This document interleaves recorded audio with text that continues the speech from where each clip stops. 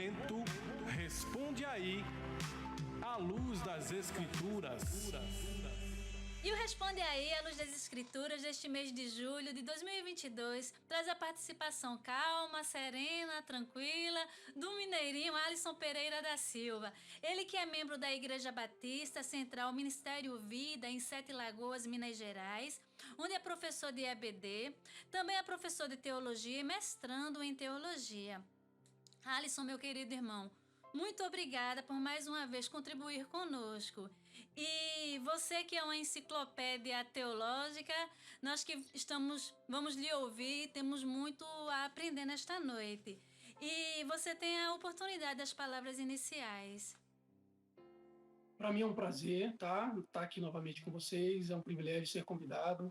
Eu creio que é sempre uma bênção nós podemos compartilhar da palavra, aprendemos um pouco mais de Cristo. Todos nós estamos na caminhada, de fato, do crescimento, da graça e da manifestação de Jesus no nosso meio. Então, falar de Cristo, aprender dele, é algo muito proveitoso e que nós nunca iremos satisfazer no sentido do conhecimento de Deus. É algo que maravilha nossa alma e nosso coração. Um conhecimento inesgotável, não é isso, Alisson? Sempre. Que nos leva à adoração, né? Eu acho que o grande importante é isso. Nos conduz à adoração de quem é Cristo e a pessoa dele. E o tema do nosso Responde Aí com Alisson é como deve ser a atitude do cristão em tempos de provação. E nós vamos estar falando das duas cartas do apóstolo Pedro. E Alisson, as duas cartas do apóstolo Pedro, embora para públicos, para destinatários distintos, com estilos e linguagens diferentes, ambas abordam provação. Quer seja perseguição, quer seja por distorção doutrinária. Faz para a gente um apanhado, um resumo introdutório de cada condição adversa dessas duas cartas? Primeiro ponto, nós temos que recordar o contexto histórico no qual a carta foi escrita. E tanto a carta de 1 Pedro como 2 Pedro, ela é escrita num evento onde Nero é o principal regente ali do Império Romano e toda a igreja está sobre o governo administrativo e político de Nero. E em 64, 18 de julho de 64 depois de Cristo, Nero, tentando revitalizar a cidade de Roma, ele então incendia a cidade de Roma, e essa cidade de Roma ela chega a passar esse incêndio por volta de 7 noites e 6 dias.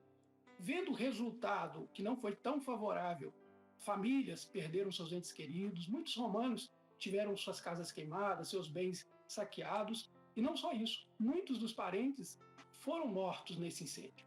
Vendo a revolta que isso tinha acontecido, Nero então passa a colocar essa culpa do incêndio nos cristãos. E aí então começa a perseguição ferrenha sobre os cristãos.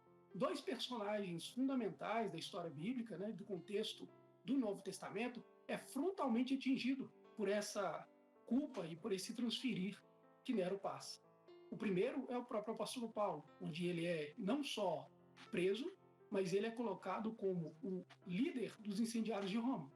Então, nesse ponto, Paulo vai ser preso pelo Império Romano e um dos principais apóstolos, que é Pedro, vai escrever a sua carta dentro desse contexto de perseguição e, sobretudo, de acusação leviana do imperador romano. Dentro desse contexto, Paulo, então, vai para a prisão e aí só sai dessa prisão para ser decapitado pelo Império Romano por volta de 64. Paulo é levado, Pedro, então, assume ali a liderança apostólica como principal apóstolo, livre, porém perseguido também pelo Império Romano. Pedro, então, ele vai usar esse contexto, onde os cristãos estão sendo acusados, estão sendo presos, muitos deles mortos e perseguidos por todo o Império. Os cristãos, por serem acusados de ter colocado fogo em Roma, eles passam agora a ser inimigos frontais e os principais inimigos de Roma, tendo muitos deles sendo chamados como traidores da pátria. Então imaginamos aqui o contexto do qual Pedro escreve. Ele escreve tanto a sua primeira carta quanto a sua segunda carta num contexto de perseguição e de acusação. Então Pedro vai chamar aqueles irmãos, na sua primeira carta, a confiar e a obedecer. Alguns personagens que aparecem em 1 Pedro são 3 principais. O próprio Pedro, que é o apóstolo, Silvano ou Silas, que vai estar lá no versículo 12 do capítulo 5 do capítulo 1 de Pedro, 1 Pedro, capítulo 5, 12, e João Marcos, no versículo 13 do capítulo 5. Esse João Marcos é aquele primo de Barnabé, que tem ali uma desavença com Paulo em Atos 12, mas o próprio Paulo chama novamente em Atos 15 para prosseguir a viagem missionária. Então, em 1 Pedro, 3 personagens são fundamentais. A gente tem o apóstolo Pedro, o próprio Silas e o João Marcos, que é o mesmo que escreve o Evangelho de Marcos.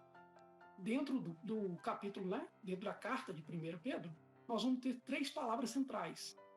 O Logos, e aí Pedro vai mostrar que a palavra de Deus ela é eterna, então a importância de se guardar a palavra. O segundo é o exemplo, onde literalmente a tradução dessa palavra vai ser tábua de cópia, o exemplo de Cristo.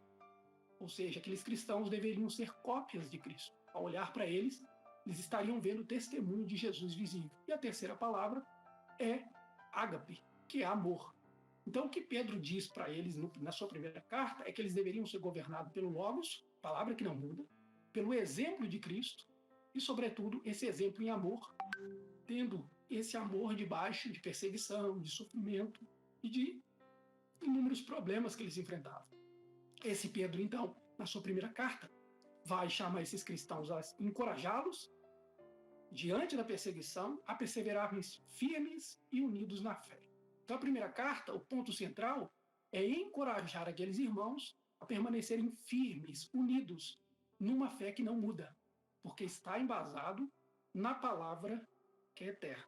O apóstolo Pedro, então, vai ser chamado de o apóstolo da esperança, porque é aquele que vai escrever que a palavra de Deus não muda e que eles deveriam confiar em algo que não muda e, sobretudo, obedecer essa verdade. Já a sua segunda carta, Pedro escreve para combater os falsos mestres, homens que colocavam 3 tipos de heresias no contexto de Pedro. Imaginamos aqui, o principal apóstolo, que é Paulo, está preso. Pedro agora escreve essa segunda carta por volta de 67, um ano antes dele ser martirizado pelo Império Romano, tanto que a segunda carta de Pedro ela é conhecida como a Carta Testamento, as últimas palavras do apóstolo Pedro. Pedro então escreve entendendo que ele agora é o principal apóstolo, a morte já está próxima. O apóstolo Paulo, 2 anos antes da carta de 2 Pedro ser escrita, já foi decapitado pelo Império Romano. Ele é decapitado em 67 e Pedro já vê a sua morte próxima. Então Pedro escreve literalmente as coisas que são necessárias que aqueles cristãos não esquecessem nunca. Ele já deixa claro que a palavra é eterna, que eles não deveriam negociar e nem abrir mão dela, mas aqui Pedro vê falsos mestres entrando na igreja. E aí, falsos mestres, falsos apóstolos e falsos profetas. Pedro vai combater as 3 tipos de heresias. A primeira vai ser o gnosticismo, aquele tipo de heresia que era tido que o conhecimento elevado salvava o homem. Então, não era necessário somente Cristo, e sim somente aqueles que tivessem uma capacidade intelectual, que prescrutasse ou que tivesse um conhecimento bem acima dos demais, poderia ter conhecimento dessa verdade. E ao ter, então seriam salvos. Pedro vai dizer que não. O conhecimento, ele não traz a salvação em si. Quem traz a salvação é uma pessoa e é Cristo. A segunda heresia que Pedro vai combater é o antinomianismo, que é aquela heresia que dizia o seguinte: você é salvo em Cristo Jesus, pela graça, logo não se precisa observar as leis, não se precisa ter obediência à palavra. Pedro vai dizer que não. Cristo veio cumprir a lei, testemunhando a palavra, sendo referência, e os cristãos deveriam seguir o exemplo de Cristo. Lembramos que a segunda palavra da primeira carta é justamente exemplo. Eles foram salvos pela graça, mas eles deveriam obedecer à palavra de Deus que não muda. Então Pedro vai dizer o seguinte: esse antinomianismo é uma heresia. Um teólogo conhecido na história da igreja, chamado Dietrich Bonhoeffer, ele vai escrever um livro chamado Discipulado, e ele vai escrever justamente combatendo o antinomianismo. Ele vai escrever com 2 pontos, mostrando a graça preciosa de Deus, que é uma graça que nós recebemos, mas que devemos guardar a palavra, testemunhar e seguir Jesus, mas ele rejeita um outro tipo de graça, que é a graça barata, que ele diz que essa graça, sem cruz, sem sacrifício, sem obediência, não é uma graça que veio de Deus, e sim forjada pelo homem. Então Pedro combate o gnosticismo, Pedro combate o antinomianismo, dizendo que vocês devem sim obedecer e confiar na palavra de Deus que é eterna. A terceira heresia, que vai percorrer ali o capítulo 3, e o finalzinho do capítulo 2 e o começo do capítulo 3 de 2 Pedro, é uma heresia uniformitarianismo, que era heresia dizendo o seguinte: o universo está fechado, ele já foi criado por causa e efeito, ou seja, não existe um criador, um senhor de todas as coisas. Isso estava fazendo com que aqueles irmãos não pudessem crer mais que existiria um criador, alguém que era senhor sobre toda a criação. Logo, se, segundo o uniformitarianismo, o universo é causa e efeito, não existe eternidade, não existe um prestar de contas, ou seja, nós não deveríamos aguardar o retorno de Cristo, porque sequer ele criou algo. Pedro vai combater isso fortemente, nos chamando a aguardar e a esperar em Cristo, porque ele não é só Senhor, Kyrios, né, no Novo Testamento, mas que ele também é o nosso Salvador. Todas as epístolas que nós iremos ver aqui no transcurso vai falar sobre justamente isso, defendendo o senhorio de Cristo e a supremacia de Jesus. Então nós deveríamos sim aguardar a volta, porque ele virá e retornará, como diz as Escrituras. Pedro vai nos chamar a relembrar o que a palavra tinha dito. Então Pedro aqui, ele coloca duas coisas importantes para mostrar todo o contexto, tanto da sua primeira carta, quanto da sua segunda carta. Pedro recorda aos irmãos sobre a obra de Deus, sobre dois alicerces. O que Deus já tinha feito em nosso favor, e aí ele fala da justiça de Cristo, que Deus já fez por nós. E o segundo ponto, ele vai falar o que Deus falou conosco. Então Deus fez algo em Cristo, mas Deus falou o que fez nas Escrituras.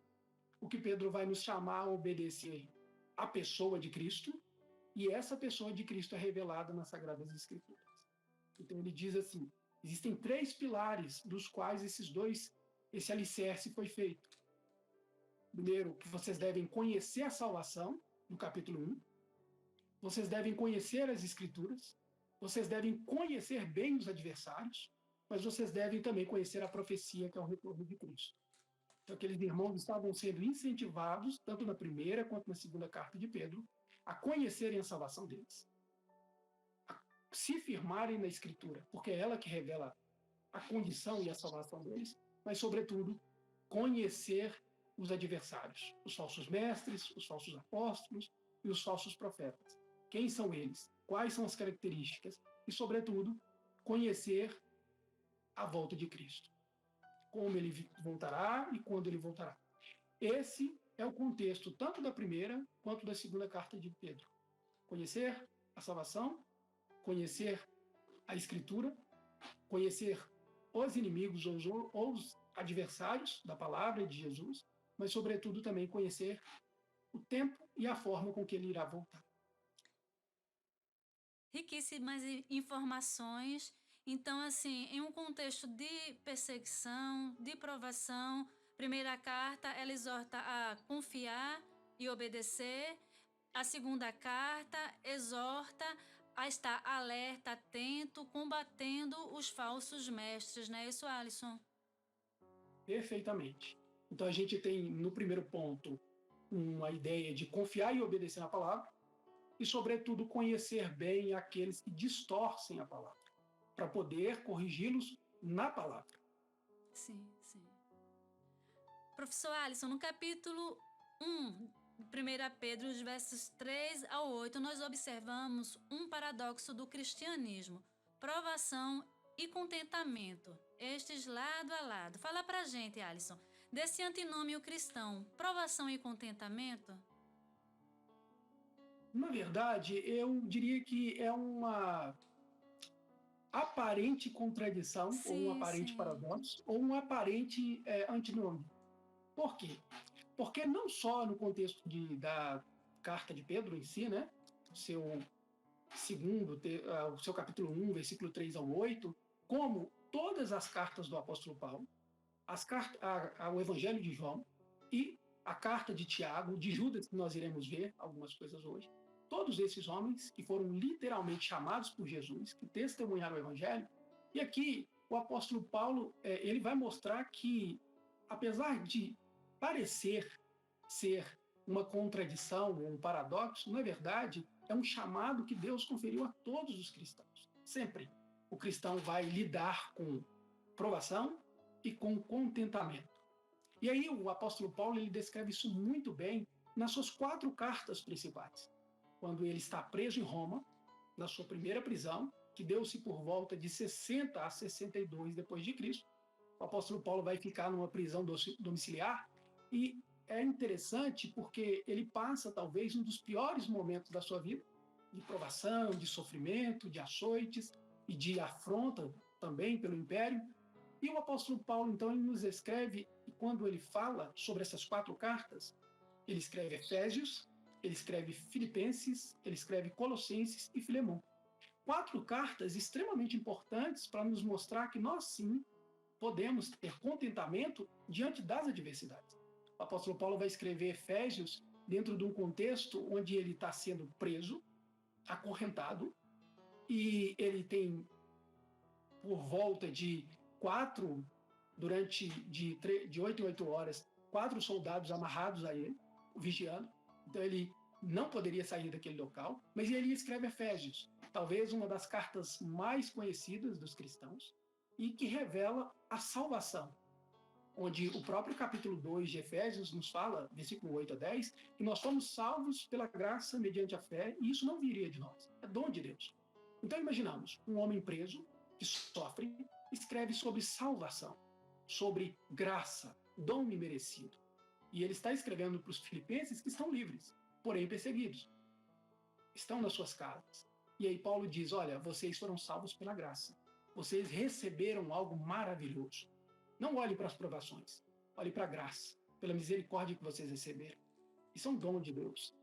E Paulo vai chamar esses irmãos em Efésios a sujeitar uns aos outros no temor de Cristo. Ele está dizendo, olha, por mais difícil que seja, vocês devem utilizar o tempo sujeitando uns aos outros pelo temor a Cristo. Paulo vai então escrever Efésios nos mostrando o corpo de Cristo, o quanto ele é abençoado. Estar no corpo de Cristo, o fato deles estarem, mesmo sofrendo, era algo extremamente abençoador. Receberam graça, misericórdia, e eles foram chamados para ter boas obras. Então, num contexto de sofrimento, Paulo fala sobre graça, misericórdia e boas obras. Eles foram salvos para agirem bem e de forma correta. O apóstolo Paulo também escreve Filipenses, talvez a nossa carta chamada a Carta da Alegria, onde as pessoas inúmeras vezes falam, posso todas as coisas naquele que me fortalece. O apóstolo Paulo então fala sobre a alegria, dizendo que Cristo é a fonte da alegria, mas ele estava preso, ele estava sofrendo, mas ele fala sobre a alegria, que era a força. E essa alegria, ela era manifestada como? Na doação, na gratidão, na adoração a Deus. Uma pessoa que doa é uma pessoa que manifesta gratidão a Deus. E essa gratidão servia como um fato de adoração a Deus. Então ele fala sobre estar em Cristo, ser abençoado.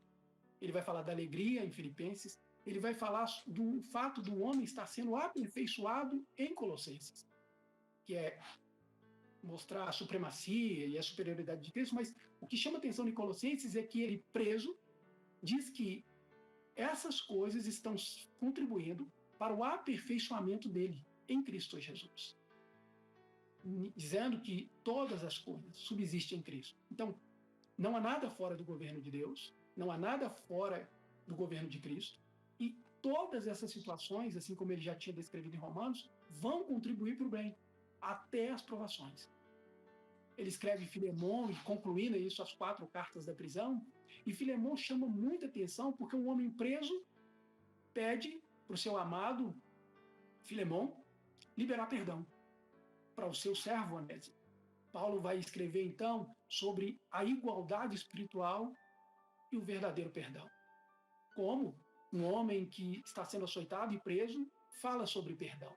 Parece uma contradição, porque ele poderia estar pedindo Filemon para ser mais criterioso ou mais severo com o servo que tinha fugido, que era Onésimo. Mas Paulo diz não.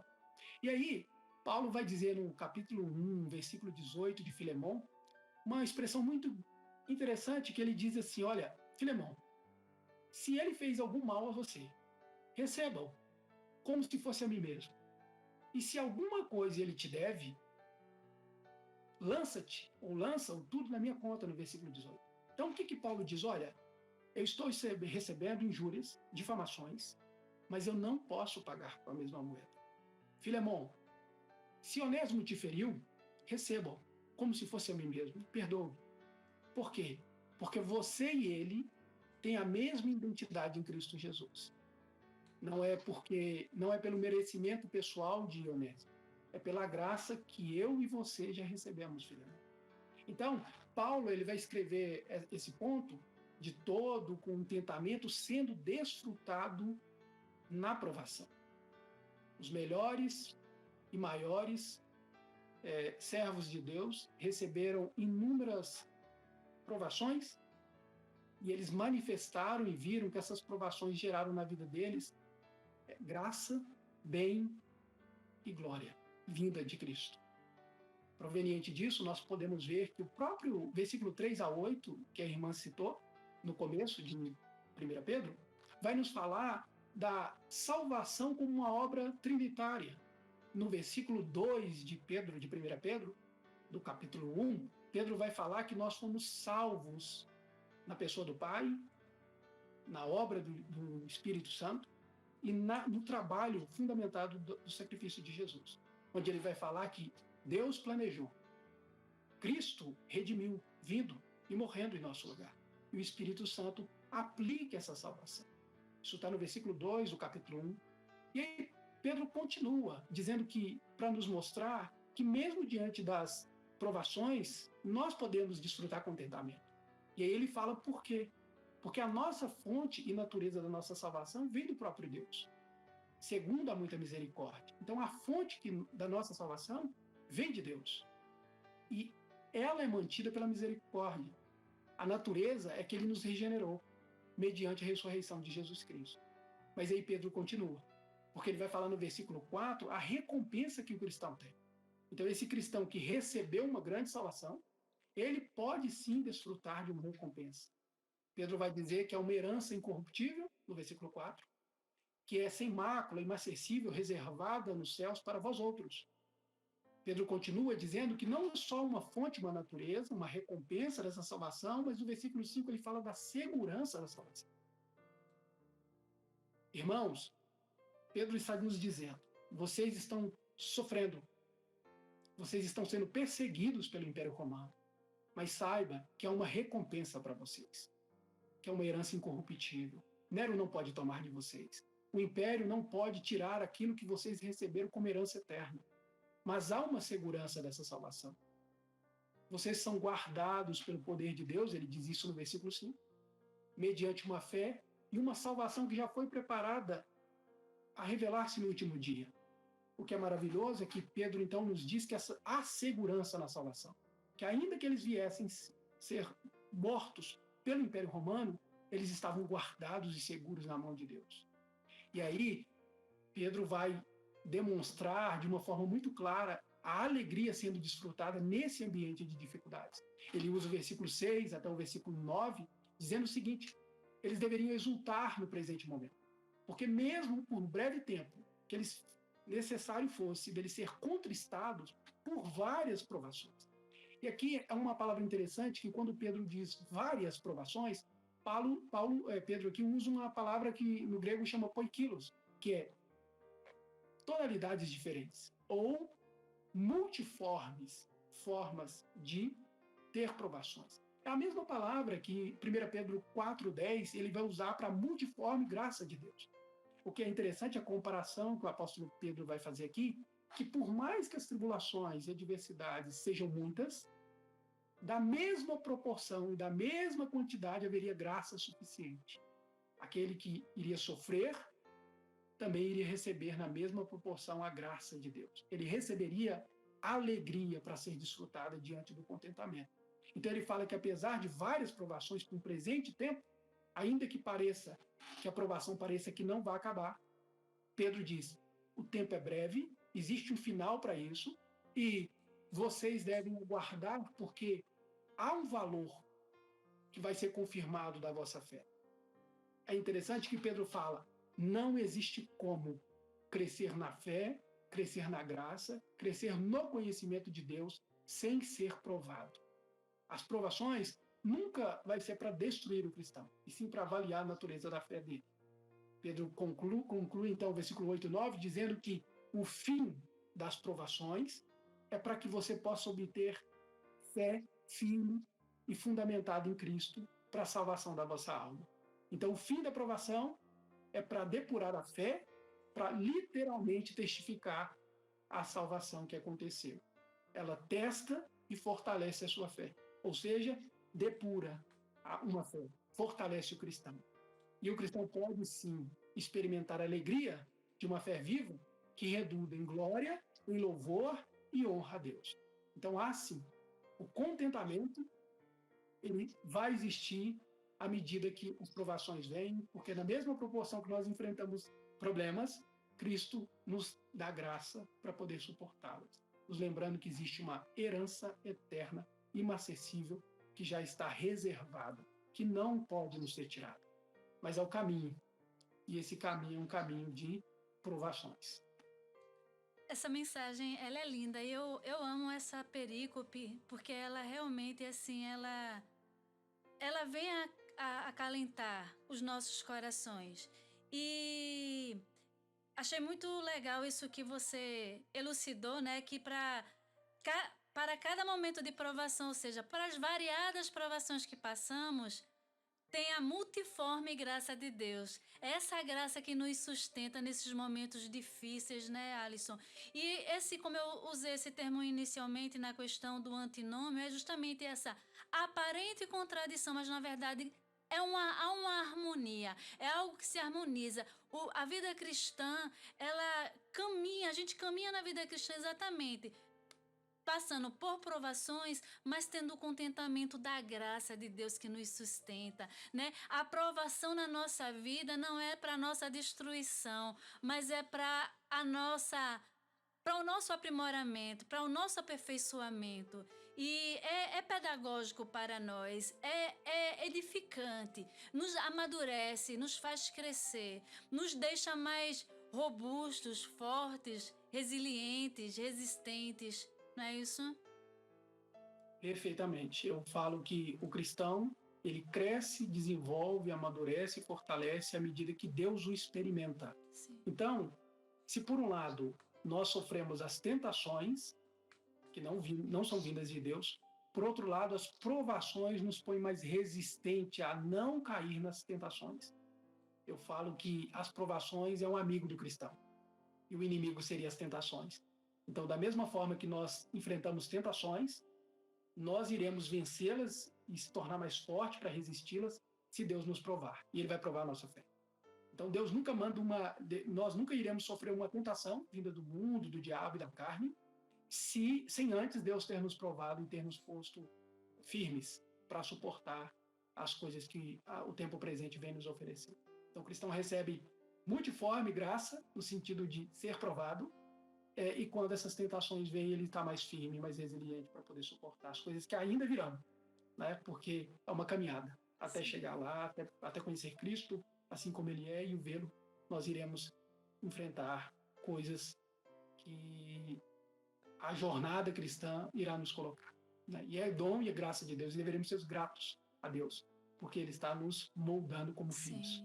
Sim, somos moldados nos nossos conceitos, no nosso caráter, nas nossas qualidades, né, nos nossos valores.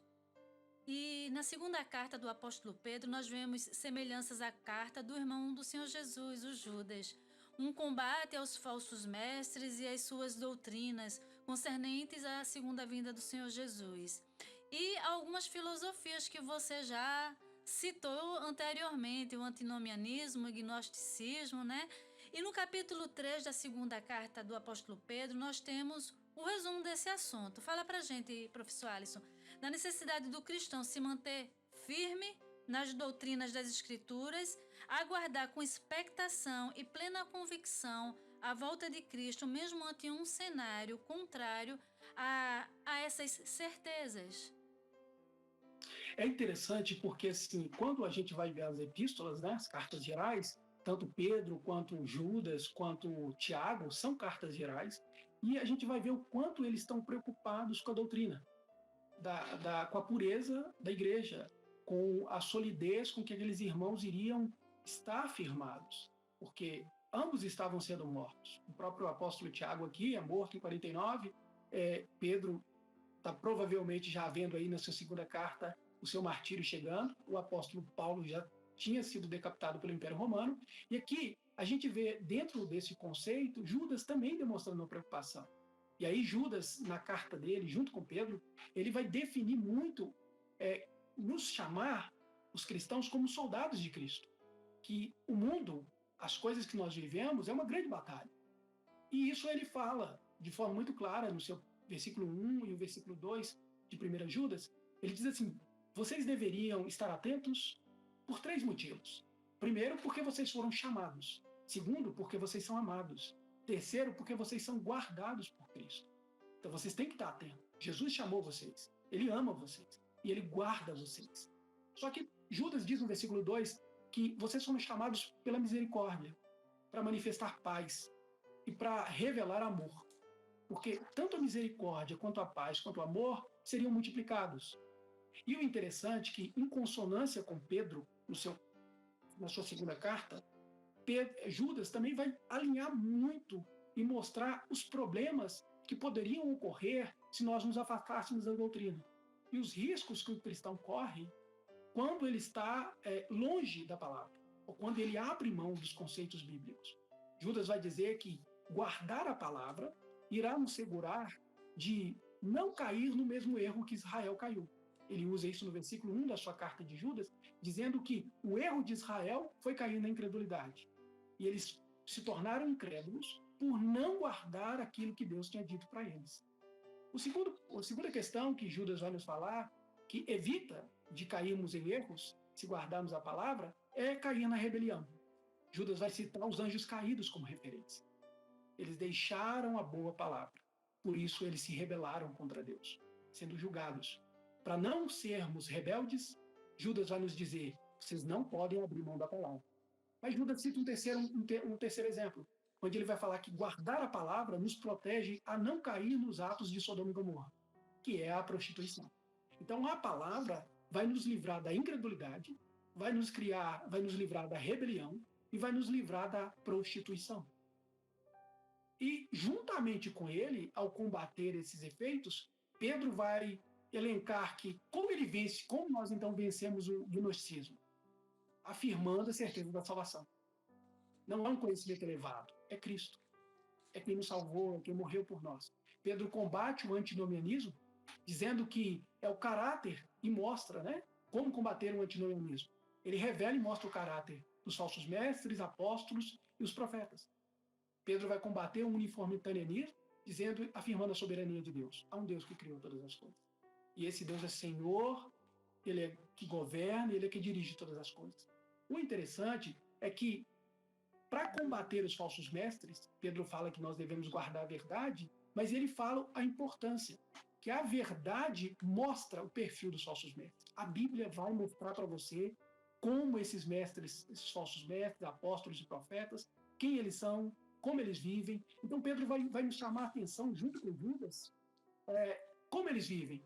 Pedro e Judas, em consonância, vai dizer: eles vivem no engano, eles são dissimulados, eles dissimulam a verdade, eles vivem práticas libertinas, eles são movidos pela avareza, eles fazem comércio de voz com palavras fictícias. E aí, na segunda carta, Pedro vai usar um exemplo muito claro de Balaão, mostrando a figura daquele que faz comércio das pessoas e que se vende, que vende o dom de Deus por dinheiro. Ele vai chamar a figura não só de Balaão, mas juntamente com Judas, Judas vai nos mostrar 3 pessoas do Antigo Testamento: Corá, Datã e Abirão, mostrando ali a ideia da rebelião contra Moisés e o juízo de Deus vindo. Então, a palavra de Deus, quando nós guardamos ela, ela irá nos mostrar quem está enganando, quem está dissimulando, quem está vivendo movido pela avareza. Qual a motivação do coração daquele que guarda a palavra, daqueles mestres, daqueles apóstolos e daqueles falsos profetas. E aí, os dois mostram isso muito claro, como eles faziam então para destruir aquelas pessoas. Eles pregavam engano. Eles substituíam a verdade por futilidade. Eles não pregavam sobre a cruz. Eles não pregavam sobre o pecado. Eles não pregavam sobre arrependimento e sobre conversão. Eles utilizavam, então, as falsas promessas de liberdade, sendo eles mesmos escravos. Então, Pedro e Judas vai combater o gnosticismo, mostrando que eles falam sobre filosofias, sobre conceitos, mas eles não seguem o que falam. Eles pregam uma graça libertina porque eles vivem práticas libertinas. E ao viver assim, eles não vão pregar sobre pecado, sobre cruz, sobre salvação, sobre conversão, sobre nova vida, principalmente sobre arrependimento. Ao não pregarem sobre isso, eles vão fazer falsas promessas de liberdade. E o final é que eles mesmos são escravos das próprias coisas que eles se dizem ser libertos. Então, Pedro, junto com Judas aqui, nos mostra o perfil. E como nós, então, no século XXI hoje, podemos identificá-los? Por meio da palavra. Porque senão, nós iremos olhar conceitos humanos. Iremos, às vezes, condenar os verdadeiros pastores, os verdadeiros cristãos, e iremos, às vezes, aceitar e concordar com os falsos pastores. Por não ter a Escritura, nós podemos fazer confusão e não conseguir ver aquele que está com a verdade. Então, o que Pedro e Judas e Tiago e João e Paulo juntamente vão dizer que o único meio de nos tornarmos firmes é estarmos com a verdade. Ambos eles concluem dizendo que a verdade é Cristo, que é o fundamento da igreja, mas guardar a verdade, ela exalta a soberania de Deus, traz glória para Deus. Então é importante sim guardar a Escritura, guardar a palavra e a verdade, porque ela não só demonstra quem Deus é, mas ela traz glória para Deus. Além, mais do que isso, a verdade produz vida ao perdido, liberta o cativo e anuncia o reino de Deus aos homens. A verdade fortalece a fé, nutre a comunhão e impulsiona o avanço do reino.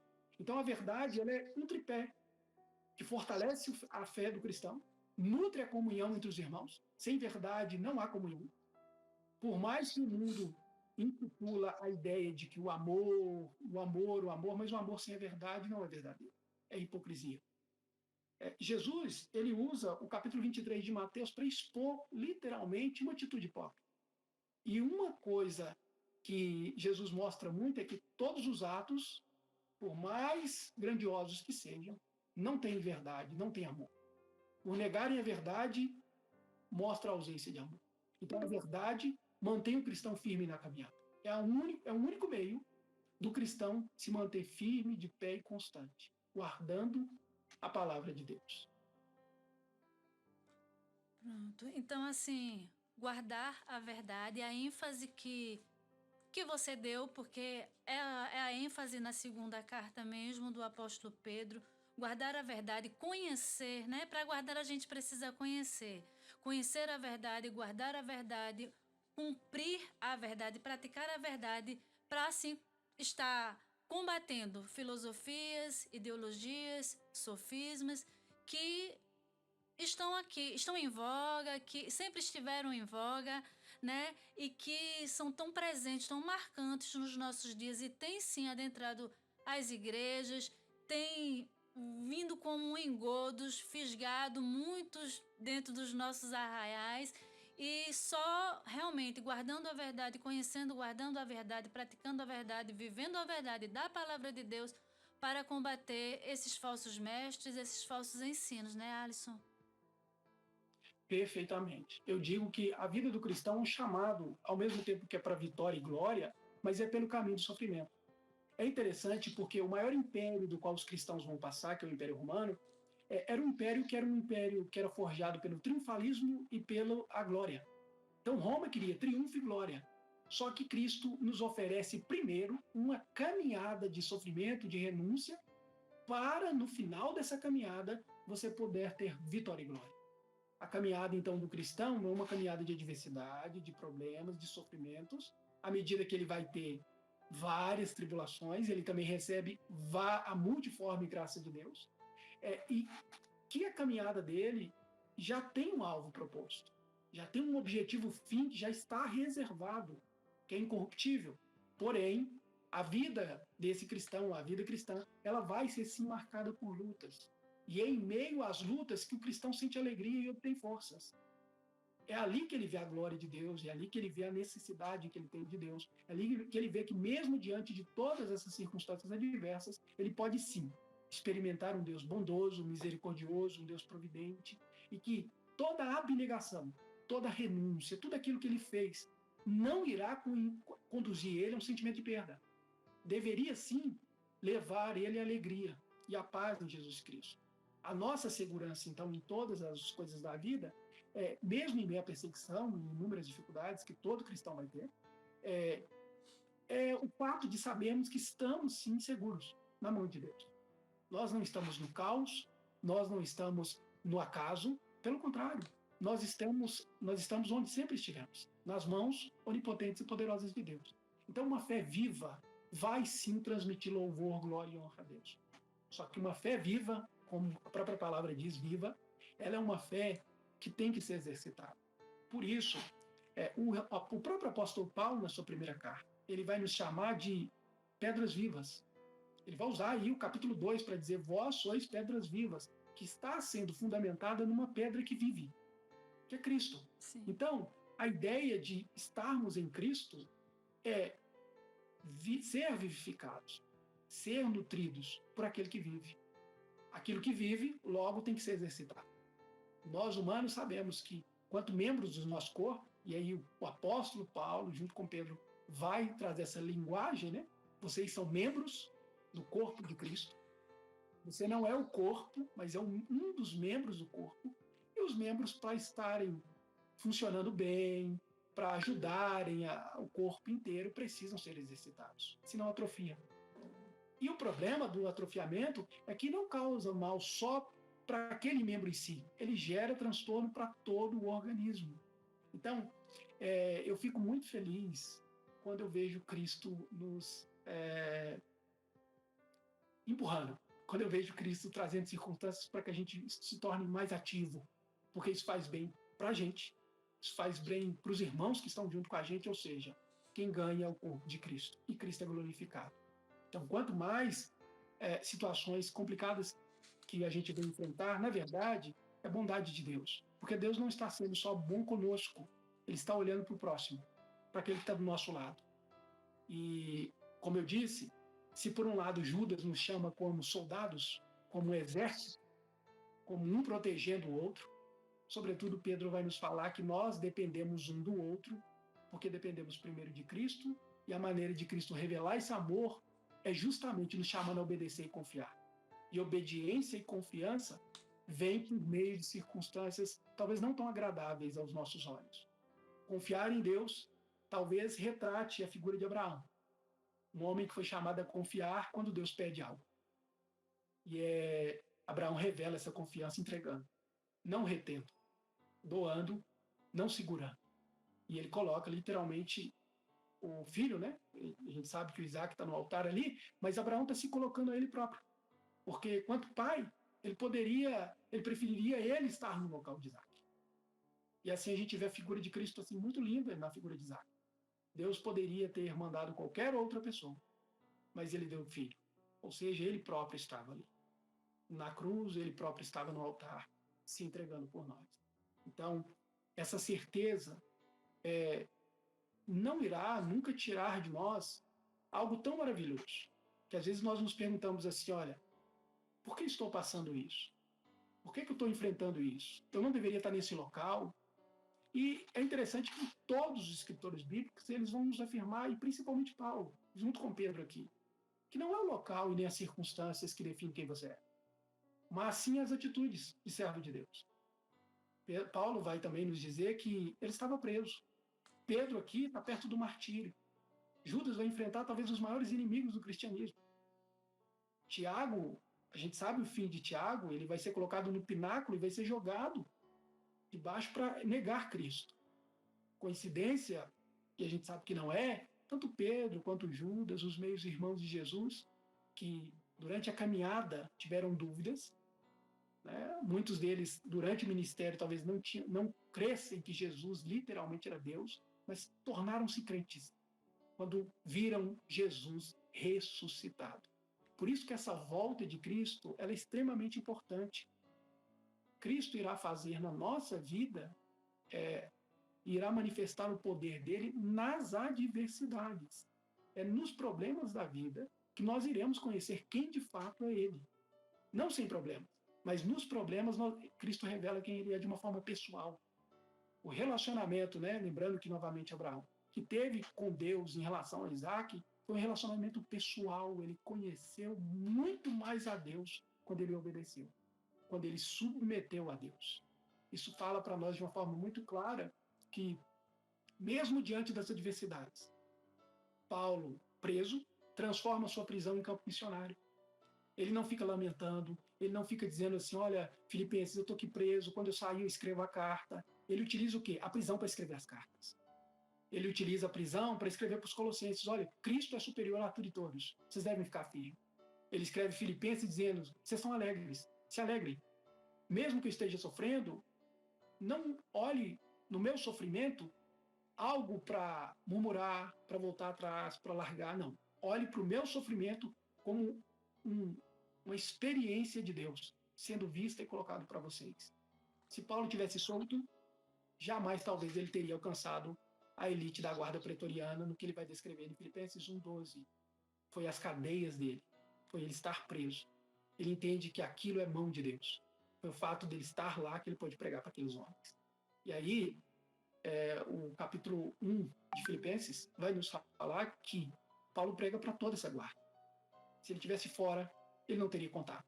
Então, de uma forma maravilhosa, Deus organiza o tempo, o momento e as circunstâncias para aqueles homens conhecerem o Evangelho. Antes, ele transforma as adversidades em oportunidade para proclamar o Evangelho, mesmo entre algemas.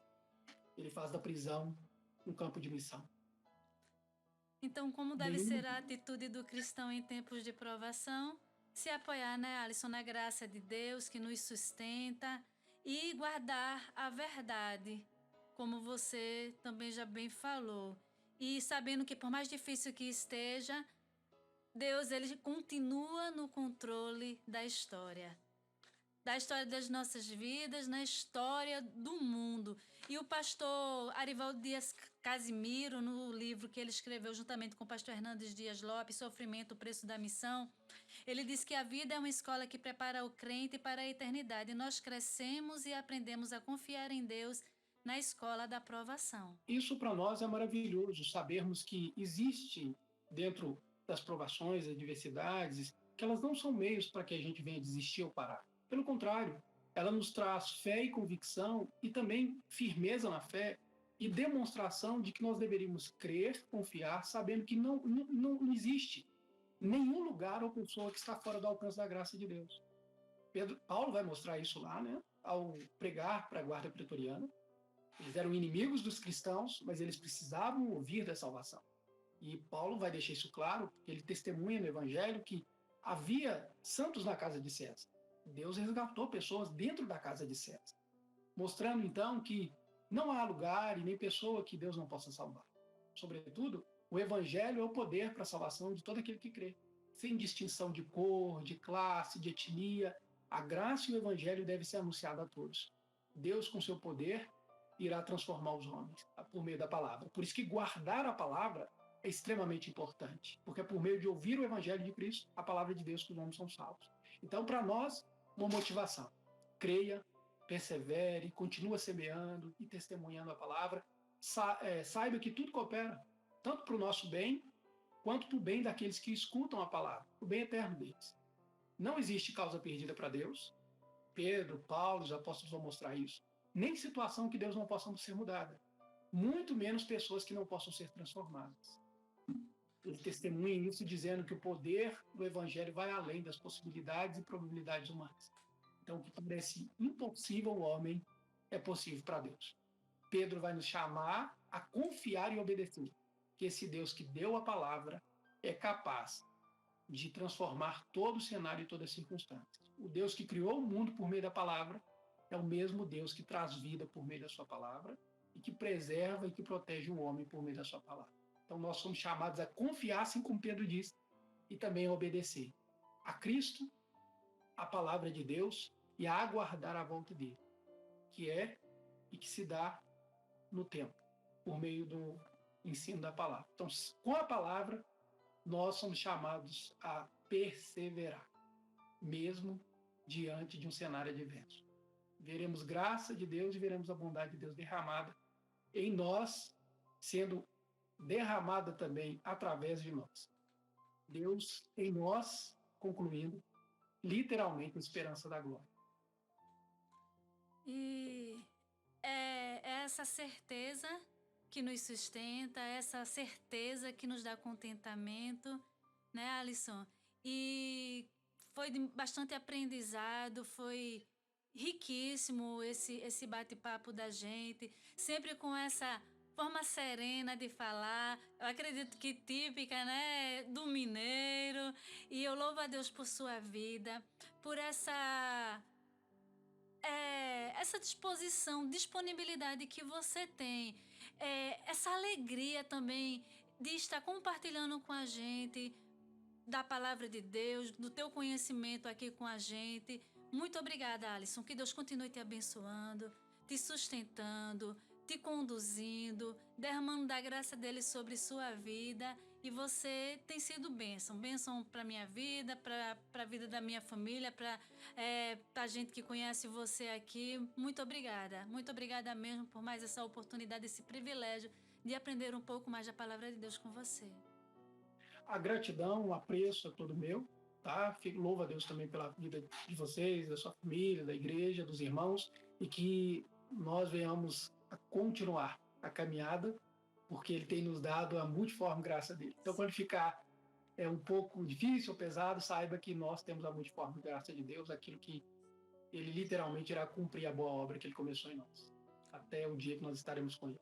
Tá? Muito obrigado, que Deus abençoe vocês, que Deus abençoe todas as pessoas que irão ouvir isso, né, a mensagem de Cristo, que elas possam ser ricamente transformadas e abençoadas e edificadas na fé. Esse é o propósito da palavra. Abração, Alisson, muito obrigada. Deus abençoe. Deus abençoe. Fique com Deus.